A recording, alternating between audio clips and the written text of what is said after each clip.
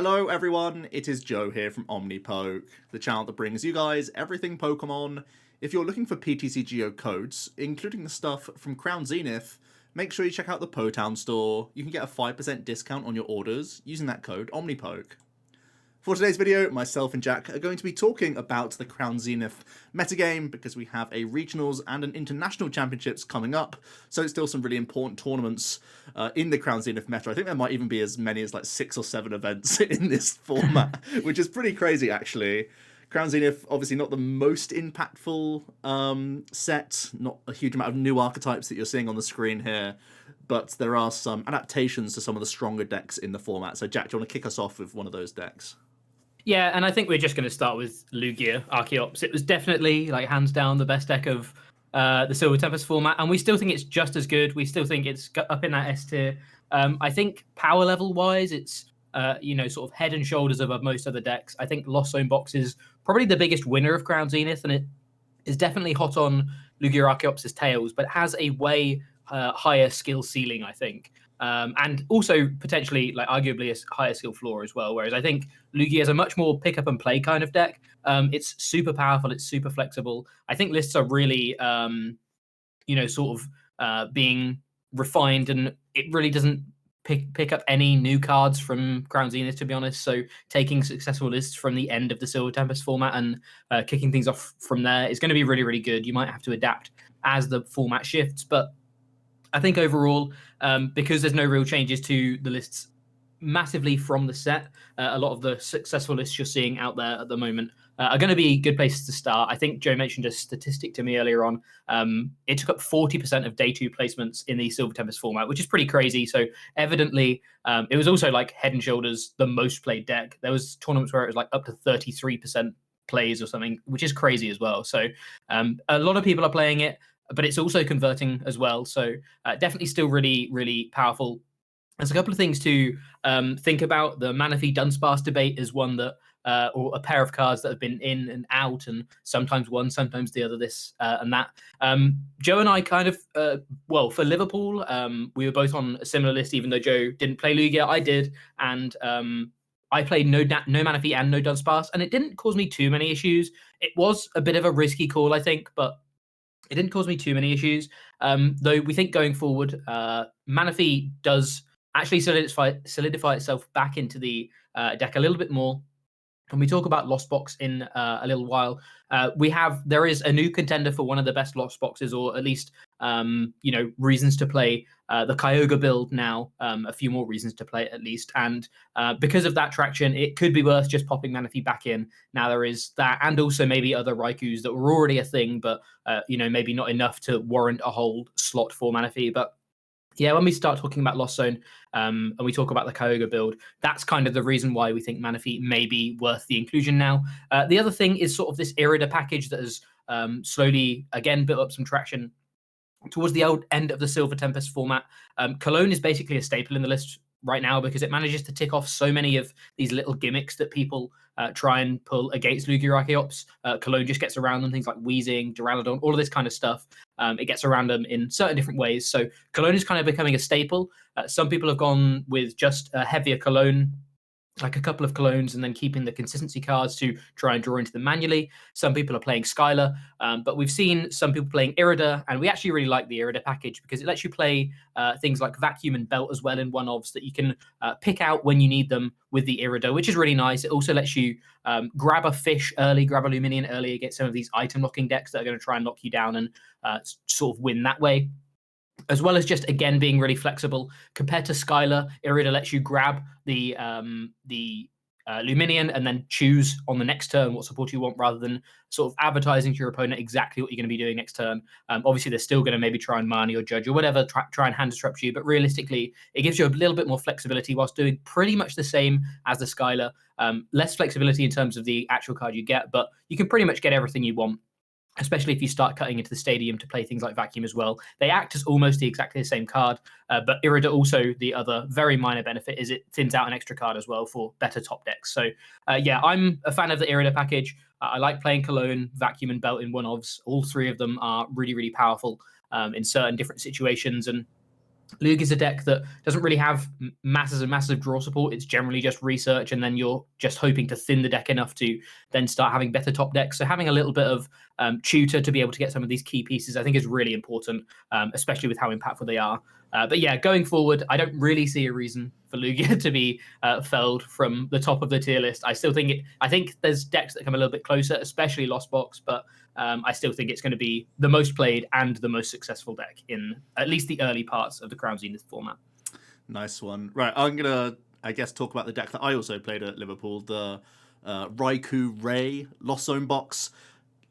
Is going to be one of these decks that doesn't add many of the cool tricks from Crown Zenith, so I think it more or less stays the same 60 as it was, but we still think that's pretty powerful. We know that it has the stopping power to get through even new tanking decks coming out. I don't think it's necessarily that bad into Goodra, which is sort of rising in popularity, is fine at bursting through any VMAX Pokemon when it has to, so I still think it has that stopping power. It has the Raikou element, which is helpful against Lugia, and helpful in that mirror match situation for offering that sniping potential, putting a ton of pressure on Manaphy, Recycle, and how you can cash in on Sableye that entire time. We think it's basically still that A-tier deck. It's not necessarily losing much ground, but it doesn't really have any new inclusions from the latest set. The only thing that my latest trials with Rayquaza Lost Box is that I'm trying to definitely play 2 stadiums now, or at least play 1 stadium, 1 vacuum.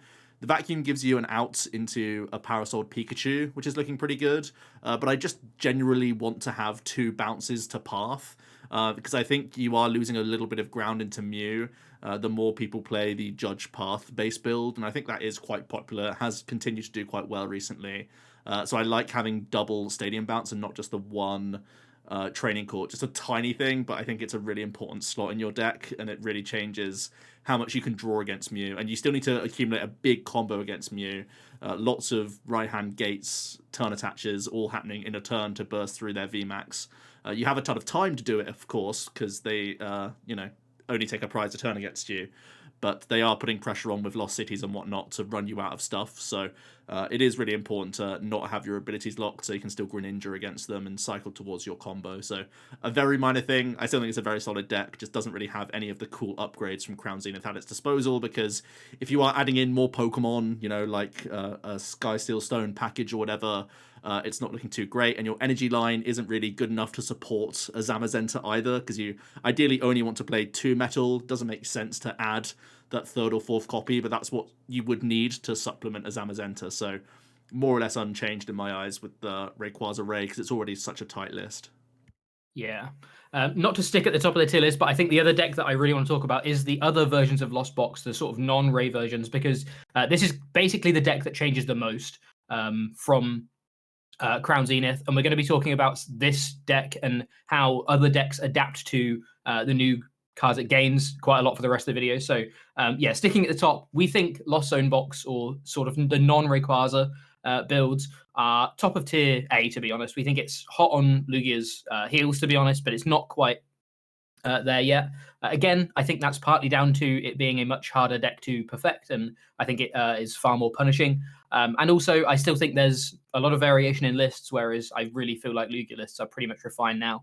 The 2 kind of lists we're combining into this, because there isn't actually great graphics for separating these out, but is the sort of Greninja and just Greninja and Zamazenta, and trying to be hyper consistent and really focusing on the new Zamazenta from Crown Zenith, or including sort of the Kyogre package that we've seen some people playing, that sort of takes the space of the Rayquaza package, and you kind of build it around that Kyogre instead. We're kind of combining them into one here because we think they're both really, really strong. I personally think I slightly prefer just a straightforward Zamazenta list, but I think there's massive benefits to the Kyogre list as well. The biggest benefit is this Zamazenta. It's only 1 card, but you can play it in a couple of copies, and realistically, it's just such a breath of fresh air to Lost Box to be able to deal like more than just 110 damage or whatever, without having to really go too far out of your way into things like a Rayquaza, or having to play a 2 prize or anything like that. Just having this retaliate attack that does 220 is so good for dealing with things like Stoutland, things like evolving Vs that normally you'd have to 2-shot through and try and trade up on. That was always kind of Lost Box's gimmick. It was able to trade up and then take out multiple 1 prizes with Sableye and stuff like that. But now you have a much better means of doing that. You don't need to run things like Snorlax plus Belt. You can just play things like Zamazenta. The Zamazenta also has a really nice inbuilt ability that reduces damage done to it by 30 if it has any energy attached, which is great for some of these other matchups like Regi's and Vikavolt that naturally were sometimes a bit awkward. We think it completely flips the Vikavolt matchup, and Vikavolt really can't play very well into Zamazenta, to be honest.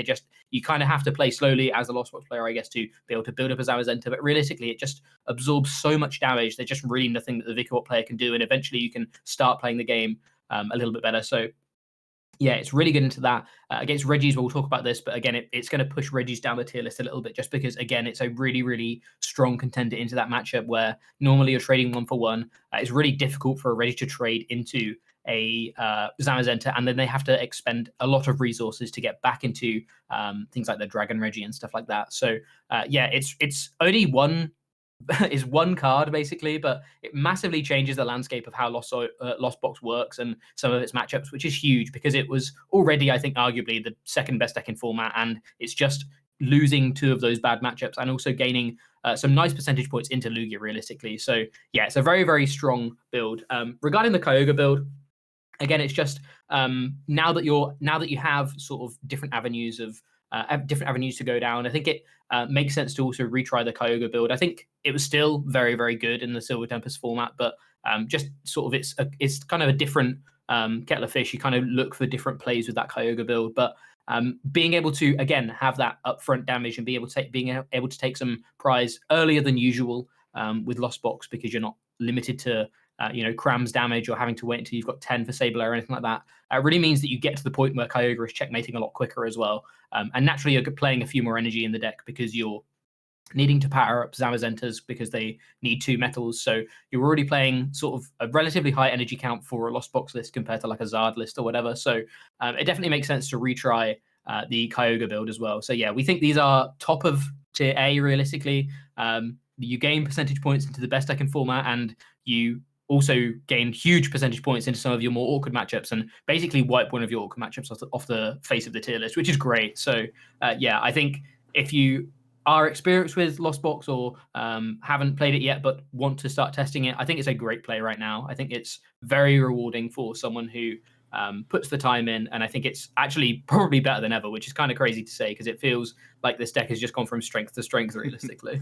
Yeah, I was very cynical of the Kyogre build just because a lot of its answer to Stoutland was finding Snorlax, Gate, and Belt, and I was just so much to find.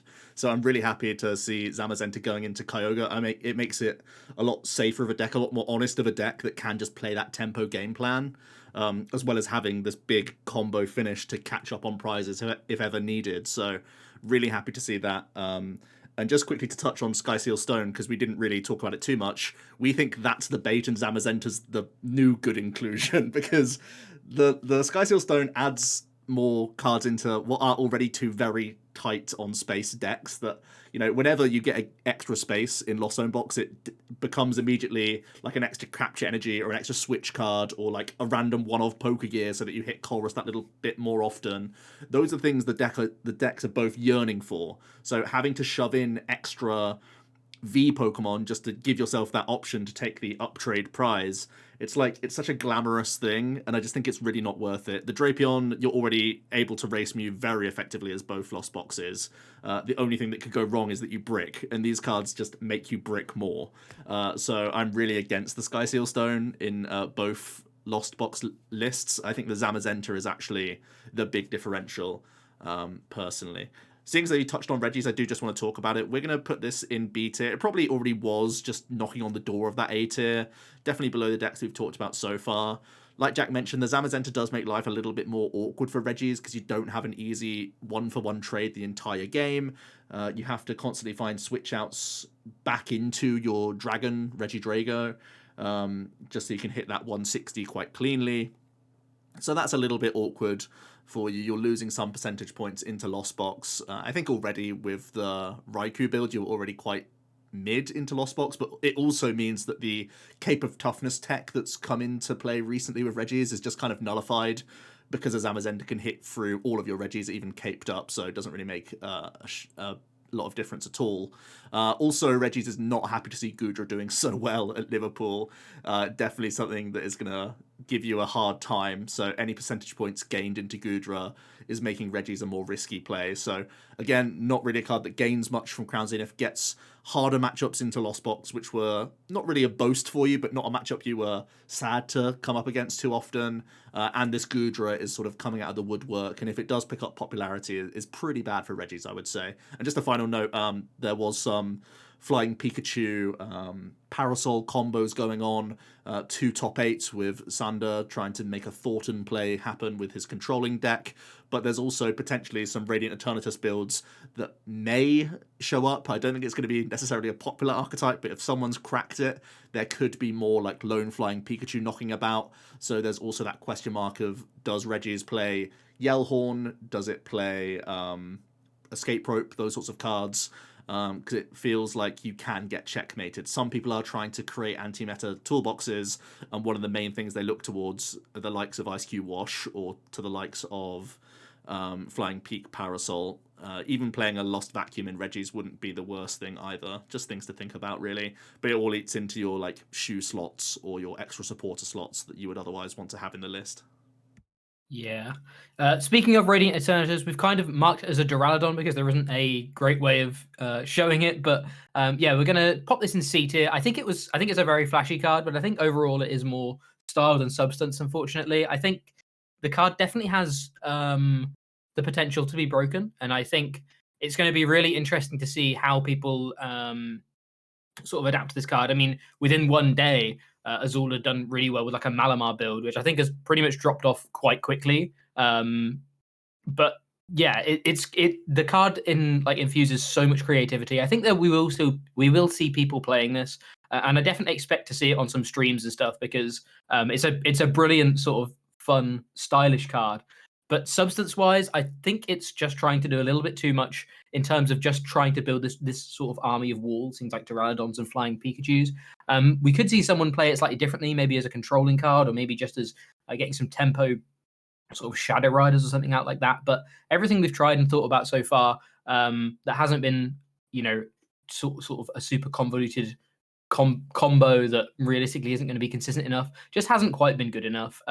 I think there will be games where you can just sort of win because you've got the right walls out early enough, and that will be great. But even with things like Lugia playing more Cologne and stuff like that, the walls are becoming less and less reliable. And again, like Joe said, because Flying Pikachu has seen recent success and Duraludon is kind of always in the back of people's minds, and Lugia is like basically always teching for it now because Cologne is pretty much a staple. It even makes the whole strategy behind just using Radiant Eternatus to get out to Pokemon that your opponent can't get through, it makes it a lot more fragile. So yeah, I think for now, there's no iterations of this that really get too much higher than C tier. We might see something, especially over the next few weeks. Like Joe says, there's a few tournaments, and people are going to be. I kind of expect Orlando to be quite tame because I think people are kind of going to want to keep some of their secrets for OCIC. So I'm not expecting anything massive this weekend. I think I'm basically expecting Lost Zone Box Zamazenta to do well because that's in a known capacity. I don't think we're going to see any crazy Eternatus decks this weekend. I think we might see some in OCIC because people will be, like I say, holding their secrets if they have them and if they're going. But realistically, I don't think there's anything that the community have missed too much. I think it's more of a content card than actually a winning card, which is a shame because it's a brilliant card. But yeah, it's just not quite the right time. And again, it gets caught in the crossfire of decks already teching for it and stuff like that. So yeah, it's just all a bit awkward. Speaking of Dura, then, as you're mentioning, that the Skyscraper is a little bit less untouchable than it has been in previous times in the Silver Tempest format, we're going to pop Arc Dura in the B tier as well, a little bit behind the Regis if I actually can get this to work. I'll try as I talk here. Yeah, like Jack said, an Irida package means they have Lugia players have the easy Cologne play at their fingertips with Lugia to hit through them, but they also have the vacuum play. I always feel that Arc is on the back foot whenever it goes second in this format, and there's still going to be enough Rayquaza builds of Lost Box that also keep Arc Dura pretty much in check.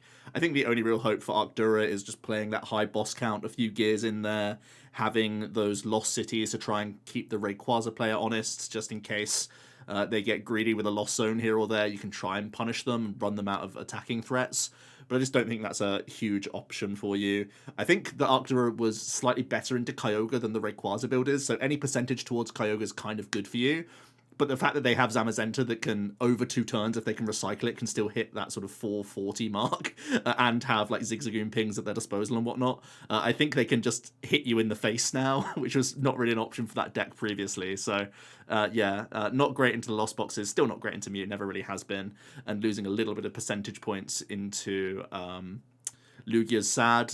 One good thing is that I think you kind of like playing Goodra. I think you're slightly favoured there, but it's not that big of a deal, I don't think. So it's pretty much still chilling around that B tier where you got to keep people honest, but you're kind of just hoping that your wall stays strong and hoping that your Arceus doesn't get knocked out straight away, which happens all the time. Okay, Palkia Inteleon. It's kind of been a deck that saw a bit of a flash in the pan success just after Lugia was released because of like the paralysis kind of stuff it can do. Then it kind of dropped off. A couple of people have been playing it kind of religiously, to be honest. But realistically, as soon as people clocked onto this paralysis being a strategy that maybe people could be taking advantage of, Lugia lists quickly adapted. Purely because of that Irida package and people probably realistically cutting Birdkeeper, there could be a reason to try Palkia again. You've got the sort of paralysis strategy for Lugia. These Lost Box decks have always been like a bit iffy here and there because sometimes they can trade up and, you know, there's things like the Sobbles and stuff that they can feast on. But you actually have like, you're able to tutor out your 1 prizes and, you know, try and take advantage here and there. You can play things like Cologne to be able to take a couple of prizes with Greninja and stuff like that. And you're basically like one of the best decks at tutoring out things like Marnie on key turns against them. So building a list like that could be a way to try and deal with some of these Lost Boxes. I still think it's a bit shaky. I think Palkia has seen its day for now, and I think all of this stuff still feels a bit risky, but it's worth the reason, like the biggest reason we're mentioning it is just because if Lugia does start moving away from Birdkeeper and does stop respecting the paralysis kind of strategy against them as much, it could be worth retrying Palkia because again, it still boasts the best tutor engine in the game and stuff like that. So yeah, not too much to say about it realistically, just worth keeping in mind that things like Articuno and Ice Cure can always be used, and you know, it does have a lot of options. It's just realistically it was all a bit too slow and a bit too clunky and couldn't really deal with Lugia well enough if they had answers to the Articuno. So yeah, worth keeping in mind. Maybe not quite going to be up there, but I think it's worth considering again if people are starting to cut the Birdkeepers. Nice one. I'm going to round out our A tier with no surprise, really. We're going to put Mew Genesect sandwiched between our 2 Lost Boxes. I think Mew's actually kind of decent into Rayquaza Ray as long as it can just spam Judge as much as possible. It's pretty reasonable, to be honest, into that matchup. I think you have to be slightly braver to play Mew for this tournament because there could be random people just choosing to play Sky Seal Stone because they think it's good, even though we don't think it's that good. So if other people have either made a very good Sky Seal Stone list or just want to play it, that's a little bit worrying because, of course, a Drapion taking a 4-price knockout is horrible for Mew. They need to attack twice to win most of the time. So that gives every deck a ton of time against the Mew player.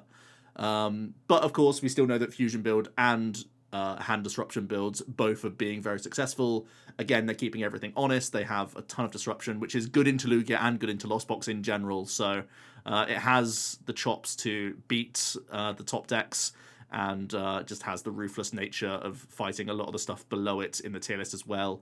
I think you only are a little bit worried if people are cooking with Sky Seal Stone, but from my testing so far and from the online results, really, there's not a huge amount of Sky Seal Stone knocking about, so I think you're still pretty much in the clear to just crack on with Mew and just keep doing your thing. Still a very good deck, still draws the most cards in the game, and that's always a good selling point.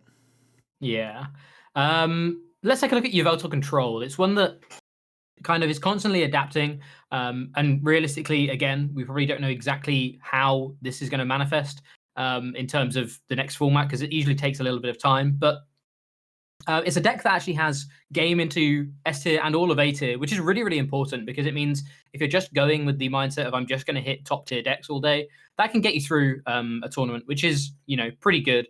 You know, we've seen from the success of basically Sanders list, having enough answers for these kinds of things. You have enough disruption to deal with things like Lugia and Mew. You've got the Flying Pikachu package or the Ice Cube package, depending on how you build it. It's going to have to keep adapting as Control always does. But I think having game into the top 4 decks, realistically, like if you were to sit down and think, what are my 9 rounds going to be on day 1? You're not going to see many more than like maybe 1 or 2 get rounds that aren't those top 4 decks, which is very, very appealing for a Control player. Now, obviously, the tightrope that you walk is that there are certain decks that you're just never going to be able to deal with. There are, techs that people can play, things like the Giratina and stuff, to get through some of these answers that you try and give. So it's a tightrope, as it always is with Control. But I think realistically, it's in a pretty good spot, and it feels relatively solid in that B tier. It's about whether you want to walk the tightrope of good matchups and bad matchups. But I think it's been a while since we've had a Control that's had so much game into like the top tier decks, which is really cool. Usually Control is kind of hindered by, there's like 4 decks at the top and there's one that it just can't really beat, and it just hopes to hit 3. It's been a while since Control's been pretty happy looking at like 4 decks at the top and being like, yeah, I can take on all of these. I have answers for all of these. Obviously, again, now it's in a bit more of a known capacity. People know more what to expect and stuff like that. So again, it may not be the best call for Orlando. It may be one that needs to adapt to how Orlando works, and then taking it to OCIC or some of these other regionals. But realistically, I think it's actually in one of the better positions it's been in for a while. And yeah, having game into a lot of these decks is going to be really important. I think there's reasons for playing things like the Ice Cube over the Flying Pika and stuff like that, and you've just got to get the list nailed down. But again, you have a very good baseline from Sanders' list towards the end of the format. So yeah, I think it's one that you need to get some reps in with. But it seems like it could be still very, very good, especially also in an unknown field. Unknown fields are kind of weird for Control because sometimes you lose to random stuff, a bit like the whole Sky Seal Stone stuff. You lose to random stuff that you weren't expecting people to play. But equally, if you're just expecting people to play cookie cutter best 4 decks, you could have a really, really good time, at least going into day 2. So yeah, could be an interesting one. I think it's no higher than sort of B tier, but being able to play into a lot of these decks is going to be really important for Control.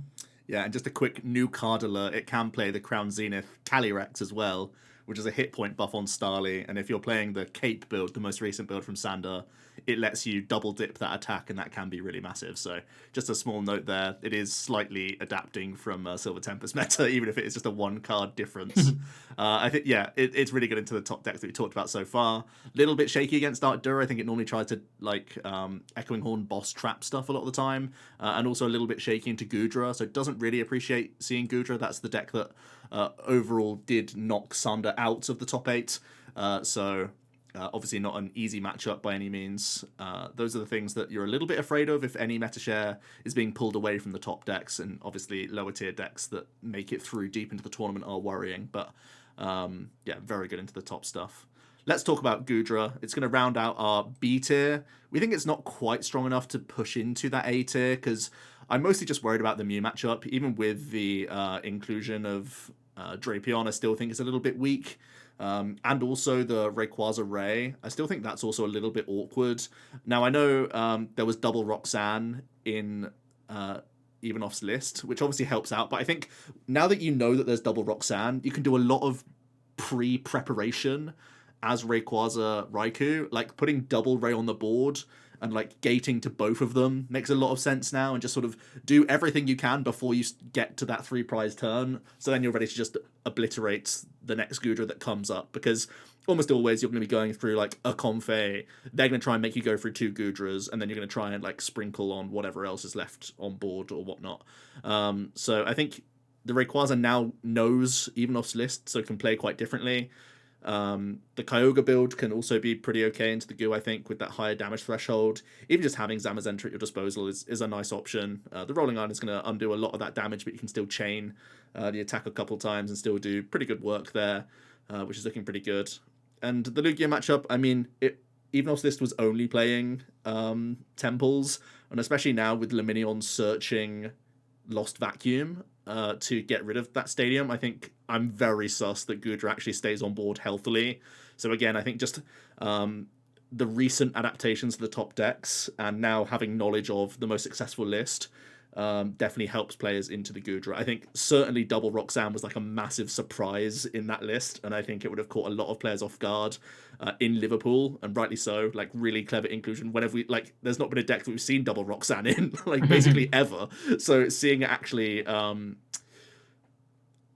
now that we know and are aware of it, it can definitely be less effective, I think, and the Lost Boxes can appropriately play around that. But the deck is still solid. The deck is still tanky. It might have to make a few changes, like I said, get a little bit safer, add Parasols possibly back in to make that Lugia closer and stuff like that. Those would be the things that I'd mostly look towards. Also, Goodra may have just been part of a meta choice as like trying to capitalize on Vikavolt that just won the previous tournament. So, and that matchup we're expecting to be a little bit less popular as well. So the meta might be just shifting a little bit out of Goodra's favor. So we'll keep it in that B tier. Still is a nightmare for Regis and still can slip through the cracks for control decks as well. So there are upsides, but it's still just like kind of close and sometimes negative into the top decks, I'd say. We're going to also talk about Giratina Lost Box, basically almost because of Goodra's prevalence. It's one of the best Goodra counters, realistically. It's great at dealing with Goodras. It's great at being able to do this big sort of boatload of damage, whilst not really being too fussed about what the Goodra is doing to you, because you're just able to tear through them with either the V-Star attack or just having such high damage output. You're able to get over that mark a bit like you can deal with Duraludon and stuff over a couple of turns. So it's worth talking about Giratina Lost Box again, just because of exactly that. I think, again, realistically, it's probably just worse than most of the other Lost Zone boxes, and you just have to maybe think about the Goodra matchup a little bit more as those Lost Zone boxes. Something fun is you can actually just play Tina in some of these Lost Zone boxes. Realistically, the Rayquaza build is the one that's going to lend it best to you because you have Grass and Psychic already in there, but you can play a sort of Giratina package in there instead, and that might be a better way of dealing with Goodra, is just if you're playing the Rayquaza build, who knows where the space is? That's something for that's something for someone far cleverer than me. But sure, you can play the Giratina sort of a mini package in there. You also get to play the Giratina V, which is really nice because you have Abyss Seeking for some of these controlling matchups, or like Vikavolt where you can't really do anything, and you have the second attack. I can't remember. I think it's just called Shred. It might be. I can't remember what it's called, but basically the Shred style attack, right, where you can get through some of these awkward walls that try and deal with Lost in Box. So Giratina V is actually a really nice tech at the moment, I think, for a lot of different matchups, or at least it was towards the end of the the Silver Tempest format.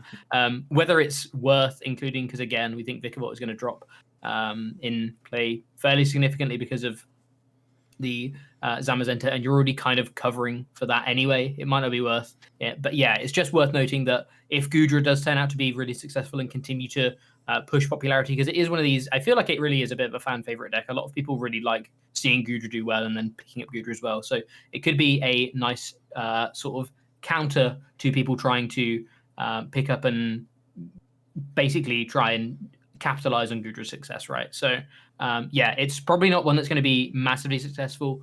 The one prize Lost in boxes just look to be far better, but if you're expecting a lot of Goodra based on the recent results, then Giratina could be a nice meta call. Yeah, definitely. I like the idea of a thin line and not taking up too much of the deck, but having that burst potential does seem pretty powerful. We've mentioned it a couple of times, the Vikavolt. We are going to pop it all the way down to D tier. Now, Vikavolt was an anti-meta deck at its core. It had item lock for the Lost Box players. It had Drapion and Ditto to deal with Mew. And it had, in part, the Aerodactyl V-Star as a way to beat Lugia going first. And then it had the sort of copium, I can at least try and item lock you in other situations when you go second against the Lugia players. Well, now Lugia is maining Cologne with a Irida package. I would expect that to be very popular, especially because like it was littered in the top 8, but also Tord talked about Skylar. So I think those cards are going to be popular in Lugia, no doubt. And that just makes the Aerodactyl package pointless in my eyes, because they can Luminion for the card whenever they need to. Interestingly, in Liverpool, one of the highest placing Vikavolt players didn't play Aerodactyl, but they did play Path and double Judge. So that could be a way that Vikavolt players try and move on to at least try and patch up that Lugia matchup. But the bigger concern really is Lost Box. Now, myself and Jack are admittedly quite high on Zamazenta. I haven't seen a lot of Zamazenta love so far, but I actually think it's like bonkers. I think it easily would be, if I'm playing Lost Box, I'm either playing Kyogre or just straight Zam, like Greninja Sable build. I think it's like better than Rayquaza by quite a way. I'm happy for other people to play Rayquaza instead and try and like beat away some of the like tank decks in the meta. I think that's very helpful. But I prefer just having the extra slots and play Zama myself. And that just really is a headache for the Vikavolt players because sure they can cross-switcher around the Zama, but they eventually will have to go through it. And going through it means they're breaking item lock. And as soon as you break item lock against the Lost Box players, they can gate freely, they can rod freely, they can just do everything essentially. So they will be able to uptrade throughout the remainder of the game probably. So Vikavolt, you know, the anti-meta concoction, we've found the technology to beat it. Cologne is a good enough card in Lugia, no matter if Aerodactyl's around or not, because it's still helpful against Dura. It still can be a way to gust up Manaphy and still take a double prize with Raikou in like the Lost Box matchup and stuff like that. So I still think Cologne stays, even with Aerodactyl kind of falling off a little bit, which means you're just like a far worse deck. So that's a bit of a shame for Vikavolt. I think the only thing I would look towards would be a sort of path-based build of Vika, but it does hurt your mid-game because Greninja was a big part of your combo to cycle through and see as many cards as possible. So I'm still a little bit skeptical of that. Onto Zoroark Box, a bit of a fan favorite from the channel. Unfortunately, I mean we put it in D tier for Silver Tempest, and then a teammate of ours, Benji, ended up finishing 9th in Stuttgart with it. So maybe we're doing it again. He only faced one Lost Box, Jack. But yeah, that's the biggest thing. He was able to keep out of that Lost Box range where if you start hitting ties, which you're naturally going to do with a one prize deck in some instances anyway, you all of a sudden hit this like plethora of Lost Box decks that always end up tying anyway because they're one prize really slow decks, and then you just get battered because it's just a really, really bad matchup. Realistically, I don't think much changes in terms of Lugia and Mew. I still think you've got great matchups into them. But there's like Lost Box gets better, so there's going to be more people playing it. And also, I think there will be more people playing it because I think the third variant, the Kyogre variant, will also be more popular anyway. So even though it's the graphic you're seeing at the moment is really deceptive because there's actually kind of 3 Lost Box variants in tier 1 or tier A, which means 3 of the 5 best decks in format you want to avoid, and all of a sudden that's just not a situation you ever want to be in. So yeah, it's a really sad one, and hopefully someone can have another like sort of dream run like Benji did. But I think realistically you have to have even more guts than you did before to be able to bring Zorobox to a tournament right now, which is a shame because it's such a fun deck. But yeah. Yeah, even stuff like Goodra would be horrible for Zoro. You've got to be flipping those Jirachi coins, and it's only for a 2 prizer. It's it's a real mess. Let's also talk about Arceus Flying Pikachu. This is trying to be that sort of counter toolbox. It has made a top 8 in the Silver Tempest meta, where it was playing Aerodactyl, Flying Pikachu, Drapion, probably other stuff in there as well. I think it played in Poland and Water Energy. It was a hot mess, really. And I kind of echo the things I was talking about with the Vikavolt Aerodactyl build. Aerodactyl just seems to be that flash in the pan now. I think I would definitely be playing Cologne in Lugia, even if I didn't expect Aerodactyl, because it just seems like a good enough card against Lost Box. So, and it's just such an easy include when you're already playing Irida, that the copium that you had going first against a Lugia is just gone because you no longer have Aero. Your win condition at that point as an Arc player would be like Path Judge, and it's just so sad, I think, most of the time to try and have that on your side. The Flying Pikachu, still probably reasonable. I think you probably need to play the like Sharon's Care or Volo or whatever to go Lone Peak, because I do think the Lost Boxes are wising up to playing like Rope Boss or whatever else. Very much a high rope count is a staple in most of these Lost Boxes now. So you have to go Lone Peak if ever you want that chance to do well. But even then, you're still kind of copium into the Mew players. Like possibly an Arc Path deck does like pretty well, but I still think it's like very much I'm trying to spin the wheel with Hand Disruption and hope it works out and just cross the fingers, and it's just not going to work enough games. and you're still playing this very wacky mash of cards to really do well. So you're just not playing a powerful deck, and you're just really hoping that the spin the wheel aspect wins enough games. And there's just going to be, too many ties in there for stuff like that, where it'll work a game, it won't work the next game, etc. So yeah, probably just not a good enough deck to play right now, because you're spread too thin with the decks in the format. They are all strong in different ways, so making that sort of target just doesn't really work. If you're going to do a deck like that, I think Yveltal Control does it better. Yeah. And finally, even though there's 2 decks up there, for some reason it's cloned over Lost Zone Box twice. I guess we can put that Lost Zone Box in tier A as well, because there's 3 Lost Zone Boxes, sure. That'll confuse people who screenshot the tier list. The last deck is Eternatus. We're going to pop this in C tier. Basically, again, it feels like it's kind of one of these counter decks where it's just trying to do something a bit gimmicky to try and deal with the popular decks. It's got the Wheezing package, and it's just being a good typing into things like Mew and stuff. I have had experience against this deck, and I feel like the gimmick is basically like the biggest selling point. Realistically, a lot of the things that it tries to do are based around Galarian Wheezing and trying to force that into the active and Ascension up and slow the game down against a lot of these decks, which is all well and good. But again, we've mentioned a couple of times with Lugia maining Cologne, that gets way worse. And even though it's a little bit harder to find, especially if turn 1 they're doing it because it means that they can't use things like Luminion or whatever. I think realistically, you still have a lot of time. Like, even as a Lugia player, you still kind of have time to find it, and you're still tearing through your deck with researches if you're not tutoring stuff out. And there's not masses and masses of ways to one-shot them. It's basically only the Eternatus, right? So they don't have to be massively worried about you trading up on them or anything like that.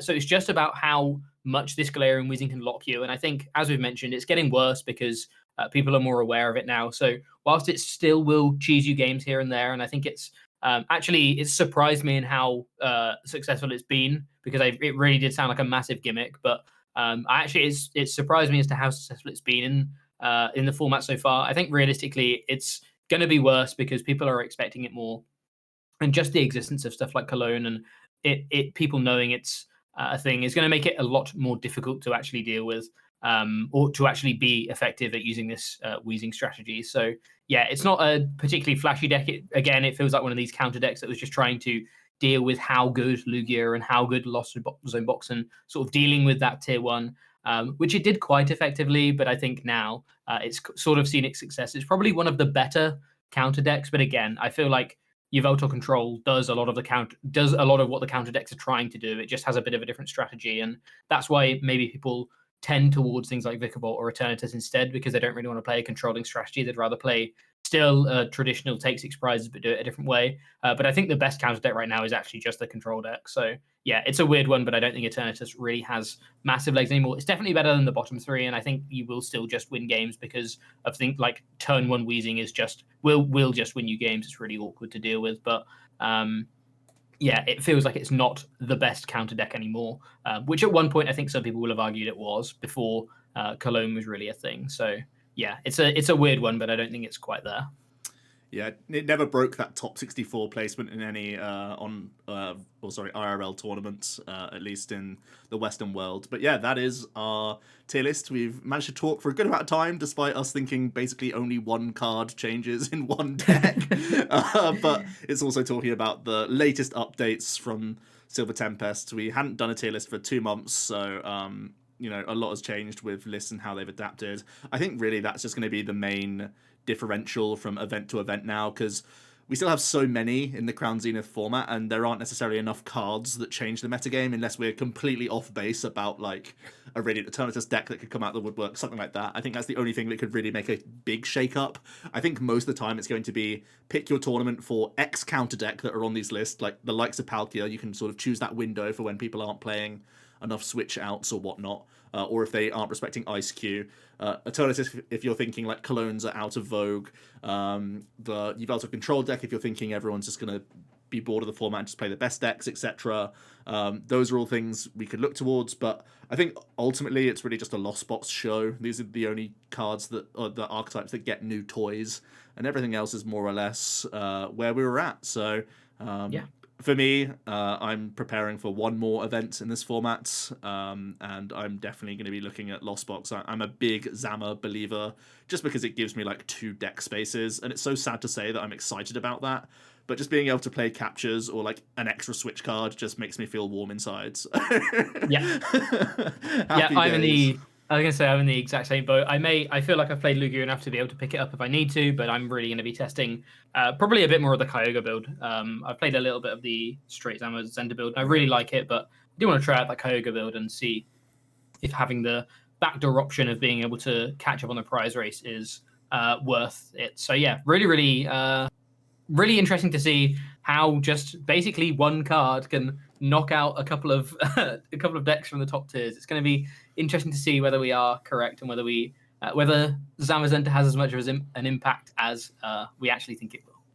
Yeah, so as we creep closer to the OCIC, I think after the first regional, I'm going to be doing a top 10 of Crown Zenith before we start transitioning over to Scarlet and Violet. But myself and Jack, we are really getting busy behind the scenes and preparing a lot for post-rotation. We are both very excited about it. So keep an eye out on the channel, as we're going to be hybriding between both sets of content whilst we still have this Crown Zenith meta, which isn't necessarily solved, but is more or less going to be like a revolving door of tech / like best deck on top, more or less.